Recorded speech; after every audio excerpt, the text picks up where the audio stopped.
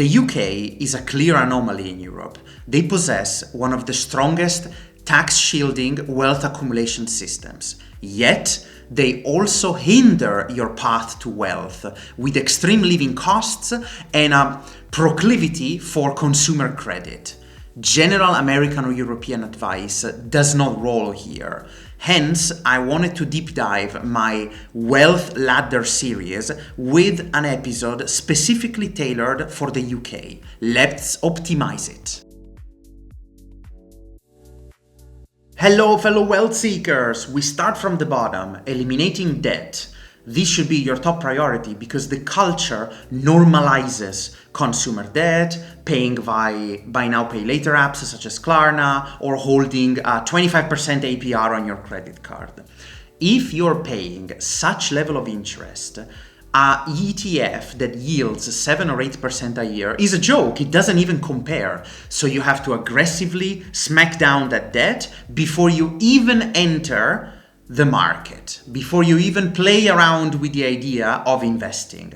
Otherwise, you are actively hindering your own path to wealth. Tier 2, FU money, emergency liquidity. In countries such as Germany, you have the government stepping in with a high welfare. A large portion of your former salary is covered in case of losing your job. If you get fired in the UK, universal credit is not as strong. It only basically covers your groceries and perhaps a part of your rent. You need a strong emergency fund to counteract any unexpected issue that might happen in your life.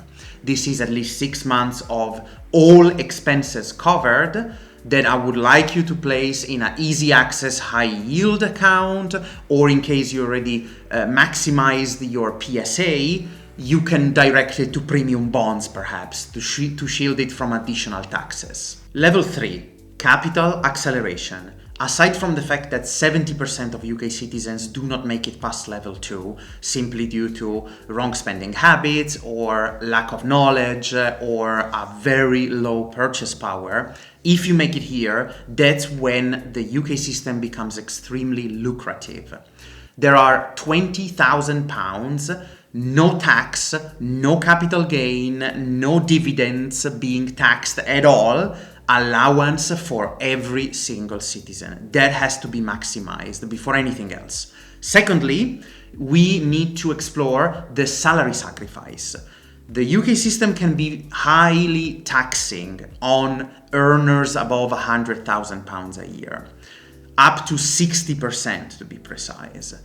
I would recommend anything that goes above that threshold to be dumped in a workplace or personal pension fund, forcing the governments to give you a tax relief for those amounts, and also forcing your own lifestyle not to fall for the inflation and the creep of earning more. Finally, level 4, FIRE. Well, not exactly retire early, because you might also get there when you're 60. Nevertheless, the point is, my best case recommendation, you earn in the south with higher salaries, maximize ISA, pension funds, everything you can, and then move to the north, or at least consider that, or even move elsewhere in the south of Europe where your pound is even stronger.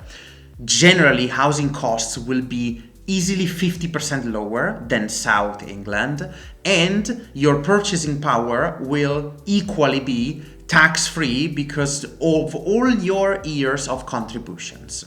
See, the tax wrappers are incredible in the UK, but so is the trap of lifestyle inflation, incredibly high renting costs, groceries, cost of living in general, as well as the consumer debit trap.